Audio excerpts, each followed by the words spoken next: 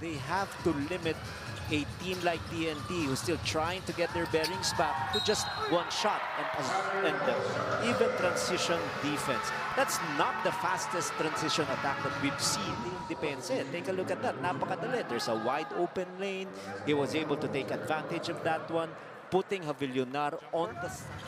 Nung unang magkita ang TNT at itong Titan, TNT took the first quarter 31-17.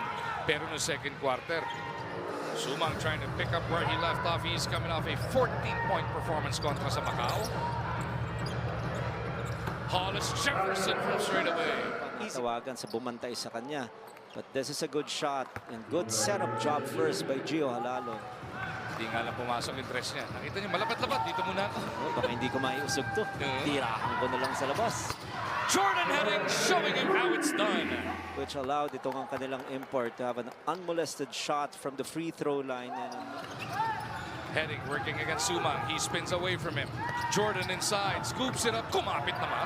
grabe kanan pa ginamit. He was totally out back. 29 happening here in the first quarter alone as we take a look at once again an off-balance shot by Jordan Heading, but it still counts for 2 points. Oh, beautiful basket by Joshua Munzon, eluding a lot of defenders from Tropang 5J.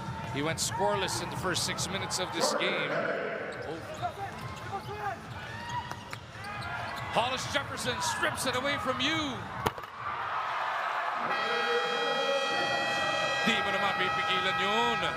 New teammates and new plays where he has to situate himself. And when asked how he would gauge that he'll finally feel like his usual self, sabi niya ang mga titignan daw niya dyan. Yung kinailangan na sariling sikat. Heading, another assist. And persistence paying off. Kitevis, I thought that was a makeable shot for him. He missed it, but he did not give up.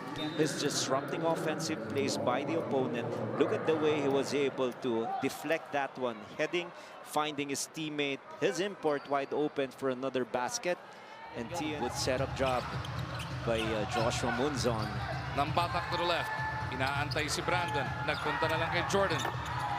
17 assists now para dito sa TNT. Brown, ang kanilang import. Nandiyan din si Munzon, and Fran Yu is now on the floor. Katapat sina ng bata. Rosser, nandiyan din si Hollis Jefferson, Cobuntin, and Pugoy. Pull down that rebound in the midst of 3 white shirts. Jordan down the middle. Suwabing-suwabe para kay Heading yan. Kinanan pa. Nasabay sa lamig ng panahon dito sa Montalban. Napakalamig talaga. Jordan for 3. Punches it through. Ito, walang iniindang lamig-lamig. No problem for Jordan Heading. 5 straight points here. I think si Brian Sahonia in this conference, not bad for a rookie. 8 points so far on the 3 or 2 out of 3 shooting from the field. Heading over to Hollis Jefferson. Mag-ingat ang ating mga kababayan, ha? Nasa mga low areas. Heading throws up a prayer. Ito ang ating play of the game na hatid sa atin ng Sports Plus. 11 points pa lamang para rito kay Terrell Brown. And speaking of scoring, Jordan Heading once again hitting the bottom of the net. Had a 13-point explosion against NLEX. And now this is really a Brandon Canuelas roster type of a ball game of 19 points to 72. But after this basket, talagang tuluyan ng namaga itong lamang ng TNT. Yan ang ating GAC game-changing play na hatid sa atin ng GAC. So from that time, pag dinamo kay AG, hindi mo na makikita yung bola. bumaba ka na. Oh, wow!